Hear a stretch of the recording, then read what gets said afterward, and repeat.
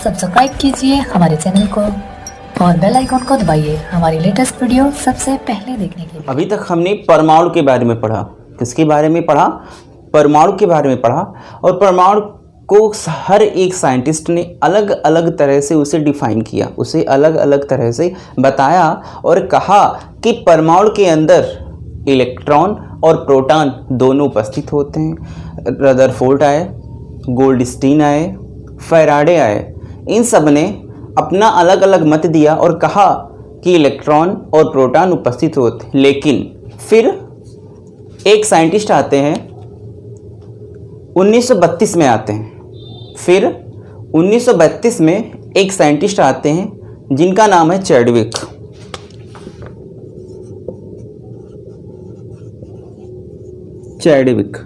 इन्होंने जब परमाणु के बारे में अध्ययन किया, ढेर सारा अध्ययन किया, तो इन्होंने कहा कि इलेक्ट्रॉन और प्रोटॉन के अतिरिक्त परमाणु के अंदर एक और कण उपस्थित होता है। क्या कहा इन्होंने? कहा कि परमाणु के अंदर इलेक्ट्रॉन और प्रोटॉन के अतिरिक्त एक और कण उपस्थित होता है। इसके बारे में इन्होंने ढेर सारा अध्ययन किया। चैडविक ने क्या किया? इन्होंने जब अध्ययन किया तो इन्होंने बताया कि बेरियम लिया और बोरान लिया, दो तत्व लिए। इन्होंने क्या किया? दो तत्व लिए और इन तत्वों पर अल्फा कणों की बमबारी कराई। अल्फा कण क्या किया? इन तत्वों पर अल्फा कणों की बमबारी कराई। जब इन पर अल्फा कणों की बमबारी कराई, ठीक, वो भी हम बाद में बताएंगे क्या हुआ। देख लेते हैं इसका परमाणु क्रमांक कितना होता है। बेरियम का परमाणु क्रमांक 4 और बोरान का परमाणु क्रमांक होता है 5। फिर इसका आता है मॉस यानी कि परमाणु भार। अगर हम बात करें, बोरान का परमाणु क्रमांक 10 और बेरियम का परमाणु क्रमांक कितना हो जाता है? 9। फिर जो अल्फा पार्टिकल कण लिया था उसका जो परमाणु क्रमांक था वह था 2 और परमाणु भार जो था वह था 4। यहाँ पे भी वही किया, 2 और 4। नीचे जो लिखा है वह परमाणु क्रमांक, जो ऊपर लिखा है वह क्या है? परमाणु भार है। इन दोनों तत्वों पर अलग अलग यानी कि एक साथ अलग अलग, पहले इसका किया रिजल्ट कुछ निकला, इसका किया तो रिजल्ट कुछ निकला। जब इस पर अल्फा कणों की बमबारी कराई गई तो इस सब में इन्होंने देखा कि न्यूट्रॉन निकलता है। क्या देखा? कि न्यूट्रॉन निकलता है। न्यूट्रॉन के साथ साथ इन्होंने यह देखा कि एक नए और तत्व का जन्म होता है। वह कौन था? अगर हम बेरियम पर अल्फा कणों की बमबारी कराते हैं तो कार्बन निकलता है। अगर बोरान पर अल्फा कणों की बमबारी कराते हैं तो निकलता है नाइट्रोजन। इसका परमाणु क्रमांक 7, परमाणु भार 14, इसका परमाणु क्रमांक 6 और परमाणु भार कितना हो जाएगा? 12। वैसे इसमें 0 और 1, 0 और 1। क्या कहा कि अगर हम 1932 ईस्वी में इन्होंने बता दिया कि परमाणु में इलेक्ट्रॉन, प्रोटॉन के अतिरिक्त यानी कि परमाणु में इलेक्ट्रॉन और प्रोटॉन के अतिरिक्त एक जो नया कण उत्पन्न हुआ वह क्या था? न्यूट्रॉन। न्यूट्रॉन इन्होंने बाहर निकाल दिया। चैडविक ने, साइंटिस्ट कौन हमने बताया था कौन थे? चैडविक ने 1932 ईस्वी में ज्ञात किया कि जब बेरियम तथा बोरान आदि हल्के तत्वों पर, बेरियम और बोरान क्या होते हैं? हल्के तत्व हैं आपके, तीव्र गति के अल्फा कणों की बमबारी का मतलब है कि एक साथ किसी तत्व पर एकदम से लाइट छोड़ देना है। कि ऐसे है जैसे मैंने ये मार्कर है, ये एक सिंगल रेज देगी। अगर हम 3 मार्कर को ऐसे क्या करेंगे, ऐसे गट्ठर बना के और किसी चीज़ के ऊपर छोड़ेंगे ऐसे, तो क्या होगा? एकदम से लाइट जाएगी। उस तरह से की जाती है। तो उनसे उदासीन बेधी कणों का उत्सर्जन होता है जिसे हम लोग क्या कहेंगे? न्यूट्रॉन कहते हैं। यानी कि बेरियम और बोरान पर अल्फा कणों की बमबारी की जाती है, उससे क्या निकलता है? न्यूट्रॉन मिलता है। ये कण विद्युत तथा चुंबकीय क्षेत्रों में विक्षेपित नहीं होते, यानी कि ये जो कण होते हैं विद्युत तथा चुंबकीय क्षेत्रों में विक्षेपित नहीं होते।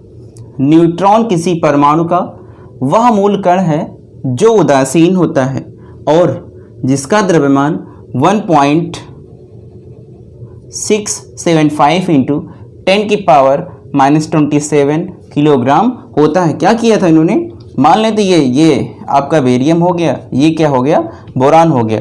इस पर इन्होंने क्या किया, अल्फा कणों की बमबारी कराई। जब अल्फा कणों की बमबारी कराई गई तो कार्बन निकला और क्या निकला, न्यूट्रॉन निकला। जब ये बेरियम हो गया, ये बोरान हो गया। जब बोरान पर अल्फा कणों की बमबारी कराई गई तो नाइट्रोजन निकला और क्या निकला, न्यूट्रॉन निकला। ठीक, इस पर इसका परमाणु क्रमांक 0, परमाणु भार 1, सेम टू सेम ऐसे ही रहेगा। इसका परमाणु क्रमांक 7, इसका 14, इसका 6, इसका 12। इन्होंने क्या किया, यहाँ पर 2 और 4, 2 और 4। बेरियम का परमाणु क्रमांक 4, परमाणु भार 9, इसका हो जाएगा 5, इसका हो जाएगा 10। न्यूट्रॉन की विशेषताओं में पहला पॉइंट है हाइड्रोजन को छोड़कर, हाइड्रोजन का मतलब इसका परमाणु क्रमांक भी एक रहता है और परमाणु भार भी क्या रहता है, एक रहता है। छोड़कर शेष सभी तत्वों के परमाणुओं के नाभिक में न्यूट्रॉन उपस्थित होते हैं, यानी कि इसमें न्यूट्रॉन उपस्थित नहीं होगा। इसको छोड़कर शेष सभी तत्वों में आपका जो न्यूट्रॉन होगा वह क्या होगा, उपस्थित होता है। ये विद्युत तथा चुंबकीय क्षेत्रों में विक्षेपित नहीं होते, यानी कि चुंबकीय क्षेत्र होगा और विद्युत होगा, वहाँ पर यह विक्षेपित नहीं होते, यानी कि बिल्कुल सीधे चले जाते हैं। विद्युत उदासीन होने के कारण इनके लिए E/m का मान क्या होता है, 0 होता है। यानी कि न्यूट्रॉन के ऊपर क्या लगा होता है, 0, यानी कि यह क्या है, उदासीन है। उदासीन होने के कारण E/m का मान जो होता है वह क्या होता है, 0 होता है। हमने पढ़ा इलेक्ट्रॉन, प्रोटॉन और न्यूट्रॉन की खोज हो जाने के बाद साइंटिस्ट आए, प्लांक का क्वांटम सिद्धांत। साइंटिस्ट कौन है, जर्मन के वैज्ञानिक थे प्लांक। इन्होंने 1900 ईस्वी में विकिरण ऊर्जा का क्वांटम सिद्धांत पर अध्ययन किया, यानी कि विकिरण ऊर्जा पर क्वांटम सिद्धांत का अध्ययन किया और इनके निम्नलिखित बिंदु बाहर निकल के आए। पहला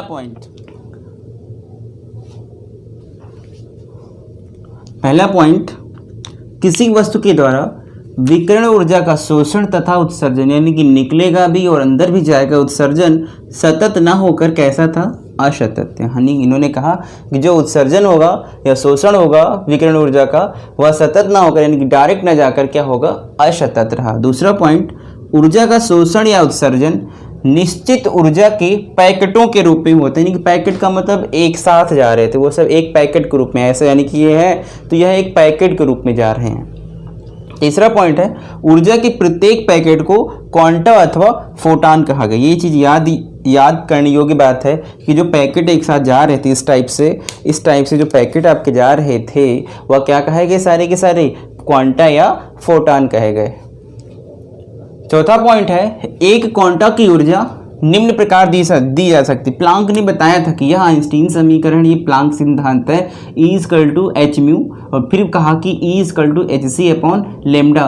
इससे हम एक क्वांटा की ऊर्जा के बारे में बता सकते हैं, जहां लैम्डा क्या है, तरंग दैर्ध्य आपका है, c क्या है, प्रकाश वेग है, v क्या है, तरंग आवृत्ति है, और h क्या है, प्लांक नियतांक है।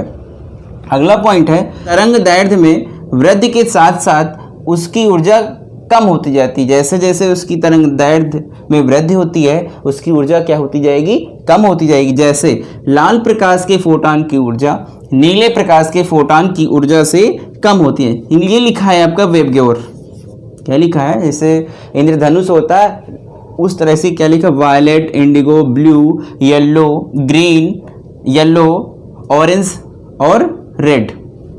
ये इसका घटता हुआ क्रम है और ये इसका क्या है, बढ़ता हुआ क्रम है। यानी ये एनर्जी लेवल का घटता हुआ क्रम है, ये इसका क्या है, बढ़ता हुआ क्रम है। नेक्स्ट वाले वीडियो में हम आपको बोर का परमाणु मॉडल बताएंगे।